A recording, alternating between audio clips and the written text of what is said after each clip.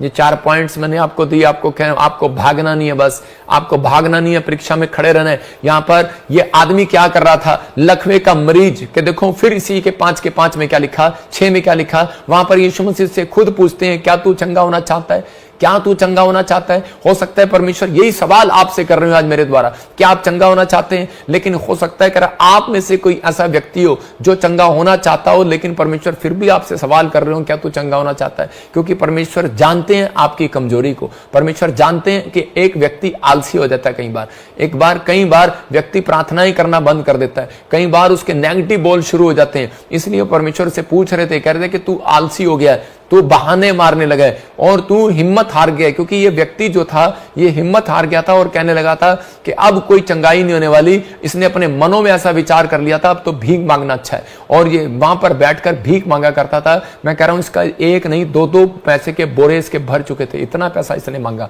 लोगों से बैठ कर भिखारी की तरह करता रहा और लाचार होकर ये हार मान चुका था। परमेश्वर उन लोगों की कभी मदद करने नहीं आते। अगर आप चाहते हैं कि 5 साल बीमार रहे या 38 साल बीमार रहे, इतना गैप आप अपनी जिंदगी में क्यों करना चाहते हैं। क्योंकि परमेश्वर सिर्फ एक बात चाहते हैं आपसे कि आप में से कोई भी जन यहां पर बैठकर विश्वास करे कि पवित्र आत्मा मेरी जिंदगी में काम कर सकता है। आप हिम्मत ना हारें, आप विश्वास में आगे बढ़ें। परमेश्वर आपको बढ़ाना चाहता है और आपको आशीषित करना चाहता है। ये कई बार परीक्षाओं में आपके अंदर जब विचार आते हैं तो उसी समय हम हारने लगते हैं। ये व्यक्ति हार जाता, लेकिन उस दिन भी अगर ये मुंह ना खोलता, लेकिन इसने मुंह खोला परमेश्वर के सामने और इसने कहा परमेश्वर मेरी मदद करने वाला कोई नहीं है। और पवित्र आत्मा ने इसको यहां पर कहा उठ अपनी खाट उठा और चल फिर। यहां पर उसने क्यों कहा उठ खाट उठा और चल फिर, क्योंकि वो जानते थे मैं इसको प्यार से कहूंगा इसकी समझ में नहीं आएगा, इसलिए यीशु मसीह ने उसको वहां पर डांट लगाई, उसको कहा उठ अपनी खाट उठा और चल फिर। इसको पुचकारना चाहिए था यीशु मसीह को बहुत प्यार से, आ मेरे बेटे तेरी मदद करने वाला कोई नहीं है,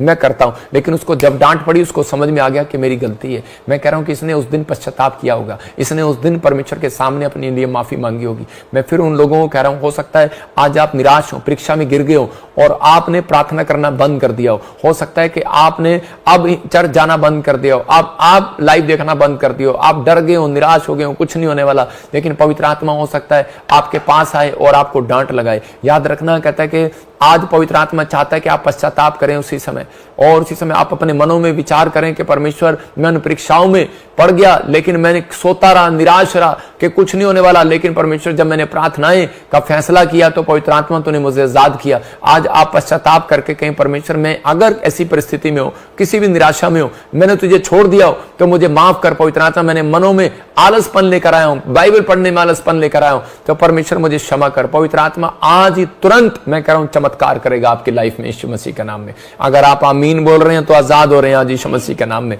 जीसस चाहते हैं कि आप मेहनती बने, जीसस चाहते हैं कि आप हिम्मत ना हारे। लूका के 5 में जब हम पढ़ते तो वहां पर देखते, मैं कह रहा हूं कि परीक्षाएं कई बार जो है वो आपको ऊपर लेकर आती हैं। परीक्षाएं जब किसी के जीवन में आती हैं तो उसी समय वो उसको गिराने के लिए नहीं आती, वो उसको बढ़ाने के लिए आती हैं, उसको ब्लेस करने के लिए आती हैं, आशीषित करने के लिए आती हैं।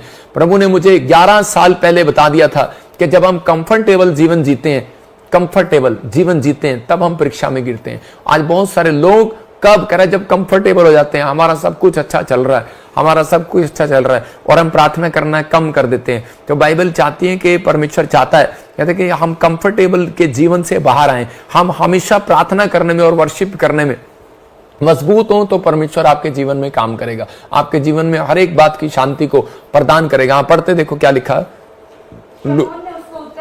तेरी आवाज नहीं, जोर से आवाज पढ़। शमौन ने उसको उत्तर दिया, हे स्वामी, हमने सारी रात मेहनत की और कुछ ना पकड़ा, तो भी तेरे कहने से जाल डालूंगा। देखो यहाँ पर लिखा कर कि शमौन पतरस जो है यहाँ पर क्या कर रहा था कि ये बिजनेस में हार चुका था और तंग आ चुका था। लेकिन उस समय में कहता है कि ये व्यक्ति कहता है निराश हो गया, थक गया, हार गया, और उसी समय इसके पास यीशु मसीह आए, और उसी समय भोर के समय जब यीशु मसीह को इसने देखा तो उसी समय उसकी आवाज को सुना और ये कहने लगा, यीशु मसीह ने इसको कहा जाल राइट हैंड डाल, और इसने जाल फिर डाला। कहता तो भी मैं तेरे कहने पर जाल डालूंगा। मैं कह रहा हूं हो सकता है कह रहा है कि आज परमेश्वर आपसे बात कर रहे हो और कह रहे हो कि बेटे तू अब चर्च क्यों नहीं आ रहा, आज तू प्रार्थना क्यों नहीं कर रहा, आज बेटे तू कब प्रार्थना करेगा? मैं हर बार आ जाता हूं, नहीं पापा अभी मैं टीवी में देख रहा हूं, मैं थोड़ी देर में करता हूं। हम जवाब देते हैं परमेश्वर को कई बार कि अपने आप ही आपके अंदर चल रहा होता है, कि आपके विचारों में चल रहा होता है कि परमेश्वर का आत्मा, उसके स्वरदूत आपके आसपास होते हैं और वो पूछ रहे होते हैं कि बेटे आप बाइबल प्रेयर रूम में कब आओगे? कि हाँ मैं अभी आता हूं, मैं थोड़ी देर में करता हूं, खाना खा लूं, मैं इसी समय टीवी देख लूं, बस यूट्यूब पर एक छोटी वीडियो और आ गया और ये देख लूं, ये पूरा कर लूं, और इसी समय अभी आ बैल मुझे मार कौन आएगा, अभी मैं इसी समय देख लूं, बस अभी इसी समय खत्म हो जाएगा। लेकिन वो करते करते हम वो 5 घंटे हम बर्बाद कर देते हैं। लेकिन यहाँ पर कहता है इसने अपनी लाइफ में, कहता है पतरस ने जाल डालने में रात से लेकर सुबह तक अपना टाइम खराब कर दिया। इसने क्या किया? अपना टाइम खराब कर दिया, लगा हुआ बिजनेस में, जाल डालने में। लेकिन हो सकता है आप में से कोई मेहनत पर बिजनेस पर बिजनेस, बुटीक खोल रहे हो, आप कोई ऐसा बड़ा काम करना चाहते हो, कोई पार्लर खोलना चाहते हो, आप कोई बिजनेस करना चाहते हो, फैक्ट्री लगाना चाहते हो, विदेश जाना चाहते हो, लेकिन बार बार रिफ्यूजल, आप फेल पर फेल हो ही जा रहे। लेकिन परमेश्वर ने उसको बताया, समझाया, कह रहा सारी रात मेहनत करने का क्या फायदा हुआ? क्योंकि परमेश्वर ने इस वचन से उसको बताया।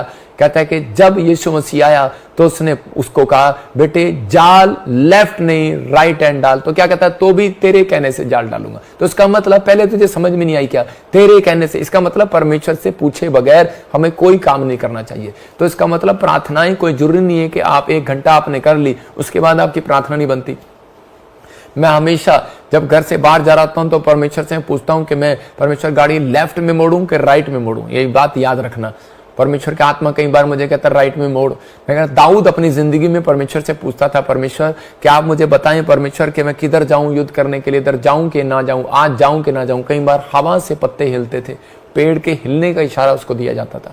मैं कह रहा हूं कि परमेश्वर आपको नए नए तरीकों से इशारे देगा। अगर आप नहीं समझ सकते कि परमेश्वर कहाँ है, उसकी भविष्यवाणी कहाँ है, आपके ऊपर इतना गिफ्ट नहीं है अभी, तो आप सिर्फ पूछ सकते हैं, सिर्फ आप प्रार्थना करें, परमेश्वर कोई संकेत आपको देगा। परमेश्वर आपको कोई ना कोई संकेत देगा, कोई ना कोई रास्ता आपके लिए खोलेगा। यहां पर इसलिए कहता है सारी रात इसने मेहनत किया। हो सकता है सारी रात आप बिजनेस कर रहे हो, सारी रात कहता है कि आप कितने महीने से ट्राई कर रहे हो फॉरेन जाने की, कितने महीने से आप गवर्नमेंट जॉब की ट्राई कर रहे हो, लेकिन आपका कोई भी काम हल ना हो रहा हो। मैं उन लोगों से बात करना चाहता हूं, उनको कहना चाहता हूं कि परमेश्वर आपसे बात कर रहे हैं और वो कह रहे हैं कि आप अगर कुछ भी नहीं बन पड़ रहा, कुछ भी नहीं हो रहा, तो परमेश्वर आज आपकी जिंदगी में वो करना चाहते हैं जो कभी आपने कभी जिंदगी में भी नहीं सोचा। पवित्र आत्मा आज आपको ऊपर लेकर आना चाहते हैं, ब्लेसिंग लेकर आना चाहते हैं। इसलिए वो चाहते हैं, वो यहां पर पतरस से पूछ रहे थे कि बोल मैं तेरे लिए क्या करूं। और उसी समय पतरस को कहा कि सारी रात जाल डाला तूने बेटे, आप इस साइड जाल। तो इसका मतलब तो भी तेरे कहने से डालता हूं। तो पहले डाल लेता परमेश्वर के कहने से। परमेश्वर आप कब आएंगे मेरे पास? आप कहें आज आप समस्याओं का अंत करना चाहते हैं तो आप हमेशा पूछें परमेश्वर मैं कुकर में कितनी सब्जी में कितना नमक डालूं। मैं कह रहा हूं कि परमेश्वर आप मुझे बताएं कि मैं गवर्नमेंट जॉब कहां ट्राई करूं। परमेश्वर आप मुझे बताएं, अगर 1 बार नहीं आ रहा, 2 बार नहीं आ रहा, 3 बार नहीं आ रहा, परमेश्वर का जवाब आपके सामने जरूर आएगा। मैं कह रहा हूं आप जरूर जीतेंगे, आपकी समस्याओं का अंत होगा। आप मेरे घर से कब लड़ाई झगड़ा खत्म करेंगे, कब ये बीमारी मेरे जीवन से जाएगी। परमेश्वर का आत्मा कहता है वेट अपॉन गॉड, कहता है आपकी समस्याओं का अंत होगा। कहता है ऐसा नहीं है परमेश्वर के आपको मरने दे, आपको शैतान के हाथ में छोड़ दे, आपको बीमारी के हाल में छोड़ दे। परमेश्वर ऐसा नहीं है, लेकिन कई बार वो परीक्षाएं आपके जीवन में आपको ऊपर उठाने के लिए आती हैं। मैं एक ईंट दिखाता हूं आपको। ईंट जो होती है जब आग में गिरती है तो वो कैसे कर रही होती है, फोटो दिखा स्क्रीन पर, और वो अगर होती है मैं जल गई, क्या हो रहा है। बीमारी ऐसी है, कर्जा ऐसा है, निराशा एक चीज ऐसी है कि वो कह रही होती है जल गई। परमेश्वर ईंट से प्यार करता है, परमेश्वर मिट्टी से प्यार करता है, मिट्टी से जुड़े हुए लोगों से प्यार करता है। कह रहा है मिट्टी से जुड़े हुए, नीचे से जुड़े हुए लोगों को प्यार करता है। मैं किसकी बात कर रहा हूं? गरीब लोगों से प्यार करता है परमेश्वर। धनी लोगों के लिए उसने कहा स्वर्ग में जाना आसान नहीं है, इसलिए मैं उन लोगों से बात कर रहा हूं। कहता है उनको वचन अच्छा नहीं लगता, उनको कहता है कि परमेश्वर यीशु मसीह का वचन अच्छा नहीं लगता, वो दूसरे देश का भगवान लगता है, ईसाई लगता है। लेकिन मैं एक भी शब्द अगर आपको कह रहा हूं, एक भी शब्द 5 रुपए दूंगा आपको इनाम, अगर एक भी शब्द इसके अंदर दिखा दो। मैं स्क्रीन से फोटो हटाने के लिए नहीं बोला था।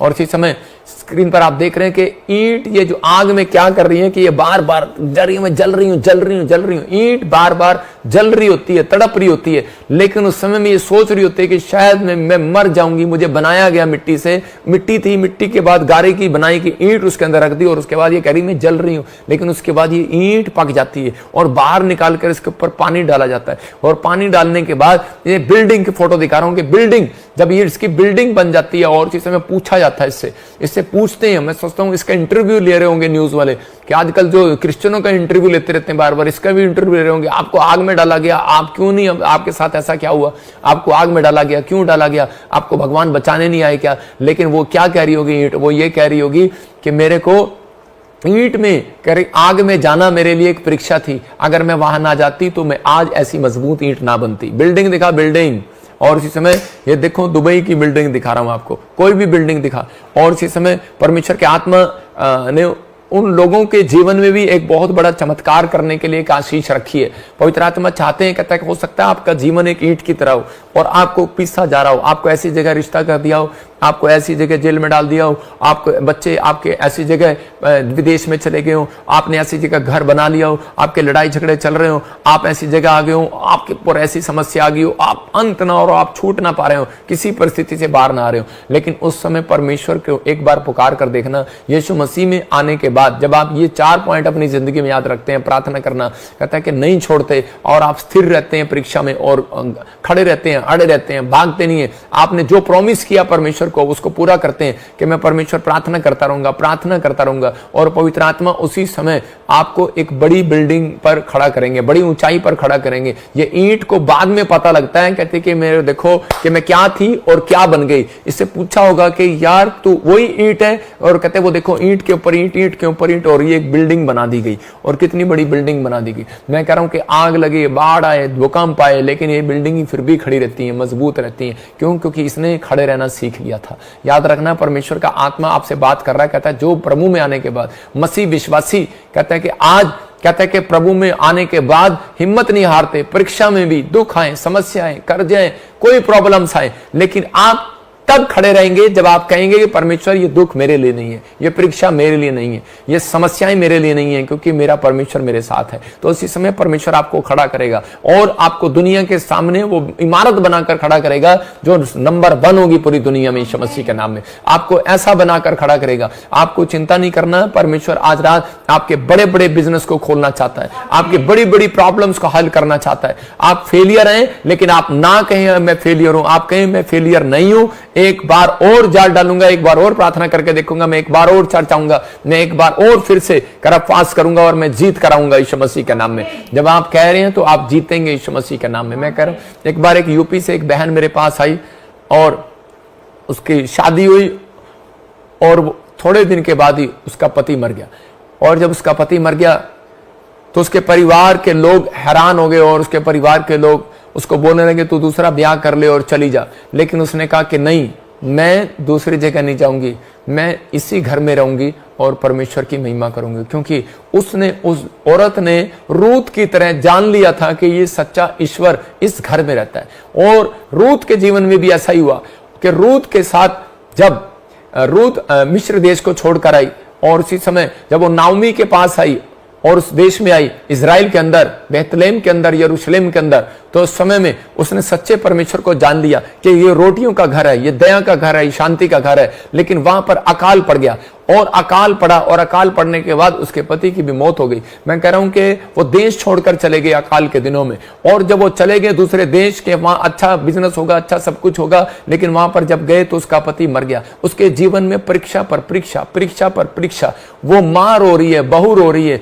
लेकिन उन दिनों में उनकी समझ में आया कि हमारे ऊपर परीक्षा क्यों आई, क्योंकि वो परीक्षा में स्थिर नहीं रहे। उन्होंने अकाल के दिनों में परमेश्वर के ठहराए हुए प्लेस को छोड़ दिया और वो वहां से चले गए। और जब वो चले गए और उसके बाद उन्हें समझ में आया कि हमने जब परमेश्वर का घर छोड़ा तो मैंने अपने दोनों बच्चों को, मेरे दोनों बच्चे मर गए, मेरा पति मर गया। और उसके बाद उसने अपनी बहू को बोला कि तू चली जा। एक बहू चली गई, लेकिन दूसरी बहू रूत थी और रूत ने कहा कि मैं तुझे नहीं छोड़ूंगी, तू मुझे चाहे जो मर्जी कह। जब हम पढ़ते रूत का 1:16 तो वो देखो यहाँ पर कितनी भली बात कह रही है। वो कह रही है कि परमेश्वर, यहाँ कह रही है, रूत बोली तू मुझसे विनती ना कर कि मुझे तुझे त्यागना पड़े, वह छोड़कर लौट जा, क्योंकि जिधर तू जाए उधर मैं भी जाऊंगी, जहां तू टिके वहां मैं भी टिकूंगी, और तेरे लोग मेरे लोग होंगे और तेरा परमेश्वर मेरा परमेश्वर होगा। परमेश्वर ऐसी औरतों से प्यार करता है, ऐसे विश्वासियों से प्यार करता है कि चाहे दुख आए, प्रॉब्लम आए, समस्या आए, कर्जा आए,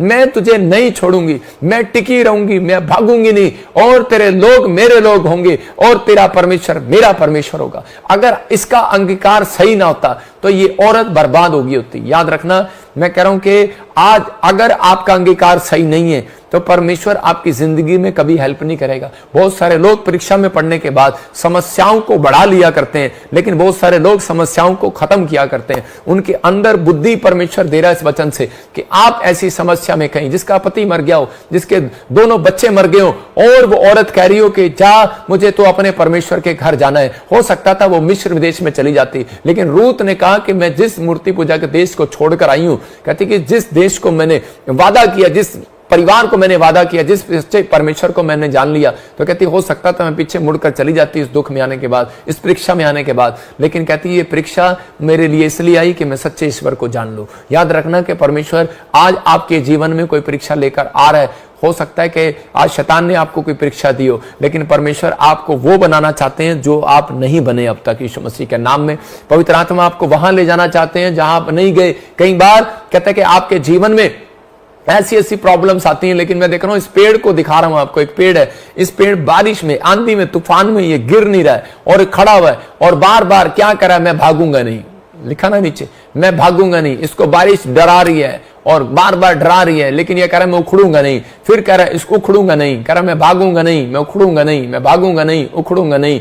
इसका मतलब कई बार हमारा मन जो है वो भागने का करता है, उखड़ने का करता है परमेश्वर से कई बार, लेकिन हो सकता था पेड़ ये अपने आप को ताकतवर नहीं बना सकता, उखड़ कर वहां लग जाए। तो ये बात रूत ने समझ ली। रूत कहती कि मैं जहां मैं अब यहीं टिकूंगी, मैं कहीं और नहीं जाऊंगी। कहती मैं उखड़ूंगी नहीं, मैं भागूंगी नहीं, मैं यहीं टिकूंगी, यही मेरा घर है, यही मेरा सब कुछ है। मैं कह रहा हूं जिस दिन आपके ऊपर परीक्षाएं, समझ जाना शैतान ने, हो सकता है आप काफी समय से परीक्षा चल रही हो, नए लोग आ रहे हो चर्च में, तो हो सकता है आपके ऊपर परीक्षा आ रही हो, लेकिन शैतान का टारगेट है कि आपको परीक्षा में डाले। जब हम गलातियों 5:17 पढ़ते हैं तो वहां पर लिखा कह रहा है कि जो तुम बनना चाहते हो वो तुम ना बन सको, इसलिए तुम्हारी लाइफ में परीक्षा भेजी जाती है। क्योंकि यहां पर लिखा इसलिए कि जो तुम करना चाहते हो वो ना कर सको। इसके लास्ट में लिखा क्योंकि शरीर आत्मा के विरोध में और आत्मा शरीर के विरोध में लालसा करता है। ये एक दूसरे के विरोधी हैं। शरीर कहता है कि प्रार्थना मत कर और आत्मा कहती है प्रार्थना कर। मतलब आत्मा तैयार है चर्च जाने के लिए लेकिन शरीर तैयार नहीं है, आत्मा तैयार है सुबह उठने के लिए लेकिन शरीर तैयार नहीं है। लेकिन शैतान का एक टारगेट है कि मैं लोगों को परीक्षा में डालूं, और ताकि वो लिखा यीशु मसीह ने क्लियर किया, इसलिए कि जो तुम करना चाहते हो वो ना करने पाओ, जो तुम बनना चाहते हो वो ना बनने पाओ, इसलिए वो आपको परीक्षा में घेरता है, इसलिए वो टेम्पटेशन आपकी लाइफ में लेकर आता है, इसलिए वो कहता है कि आपको लूज करना चाहता है, आपको बाइबल में आपको लूज करना चाहता है, प्रेयर में आपकी सारी शक्तियां लूज करना चाहता है। लेकिन आप जब प्रभु बोझ लेते हैं, आप उस दिन से कह रहा शैतान की पावर को लूज कर देते हैं। जब आप पश्चाताप करते हैं तो उसी समय शैतान की पावर को लूज कर देते हैं। हो सकता है आपके मुंह से कोई परीक्षा में, कोई बुरी समस्या में, कहता आपके मुंह से कोई गलत बात निकल गई हो, लेकिन आज एक सुनहरी अवसर है चर्च आपके पास परमेश्वर से फिर से आशीष लेने का, परमेश्वर के पास आने का, अपनी समस्याओं का अंत करने का, कि परमेश्वर में इस समय रूत की तरह पवित्र आत्मा जी, चाहे मेरे जीवन में कुछ भी हुआ हो लेकिन उसके मुंह के वर्ड थे तेरा परमेश्वर मेरा ही परमेश्वर रहेगा। कितनी दुख आए, कितनी प्रॉब्लम आए, कितनी समस्या है, लेकिन यह परमेश्वर मेरा ही परमेश्वर रहेगा। पवित्र आत्मा ने उस रूत को वहां खड़ा किया जहां कोई नहीं जा सकता। इजराइल के धनी व्यक्ति के साथ उसकी शादी किया। मैं कह रहा हूं परमेश्वर आपका घर फिर बसा सकता है। आपका तलाक हो गया होगा, आपका घर बस सकता है। हो सकता है कि आपने एक शादी की हो, 2 की हो, 4 की हो, 10 की हो, आज तक शांति ना मिला हो, लेकिन परमेश्वर का आत्मा कह रहा है वो शांति देने वाला परमेश्वर है। हो सकता है आपके ऊपर कर्जा आपने इस साल उतारा, अगले साल फिर हो गया, इस साल उतारा फिर हो गया, अगले साल उतारा फिर हो गया, लेकिन आपको शांति ना मिल रही हो, लेकिन परमेश्वर चाहते हैं, लेकिन जब आप कहेंगे परमेश्वर मेरा परमेश्वर है, ये चाहे कर्जा हो चाहे बीमारी हो, रूत की तरह कहें मेरा तेरा परमेश्वर मेरा परमेश्वर रहेगा, तेरा परमेश्वर मेरा परमेश्वर रहेगा। बार बार अपने मुंह से अंगीकार करें, परमेश्वर दुख आए, बीमारी आए, समस्या आए, मेरा परमेश्वर रहेगा, मैं उसी का रहूंगा, मैं उसी का हूं। क्योंकि शैतान चाहता है आपको हराना चाहता है, आपको बेकार करना चाहता है, इसलिए वो कह रहा है कि ये वो ना बनने पाए, इसलिए जाओ शैतान के दूतों और इनके ऊपर कहता है कि प्रॉब्लम्स डाल दो। इसलिए मसीह व्यक्ति के ऊपर प्रॉब्लम्स आती हैं। मैं कह रहा हूं कि आज पवित्र आत्मा चाहता है, कहता है आप बेशक कितनी परीक्षा हो लेकिन ठहरे रहो, भागो नहीं। आपकी परीक्षा में कहता है परमेश्वर एक स्वर्गदूत भेजेगा और कर आपकी समस्याओं का अंत करेगा आज यीशु मसीह के नाम में। सबको जय मसीह की। मैं जतिन बब्बर और आप देख रहे हैं मसीह परिवार चैनल। जैसे कि आप सब जानते हैं कि मैं इस चैनल पे प्रभु के अलग अलग दासों की वीडियोस डालता हूं, तो अगर आपको हमारा चैनल अच्छा लगता है तो आप इस चैनल को ज़्यादा से ज़्यादा सब्सक्राइब जरूर करें, ताकि आप प्रभु के वचन को सुन सके। वीडियोस को ज़्यादा से ज़्यादा शेयर करें ताकि जिन लोगों तक वचन नहीं पहुंचा उन तक भी वचन पहुंच सके। सबको जय मसीह की। एक बार मैं आपसे दोबारा कहूँगा कि इस चैनल को सब्सक्राइब जरूर करें और वीडियोस को ज़्यादा से ज़्यादा शेयर करें। जय मसीह की।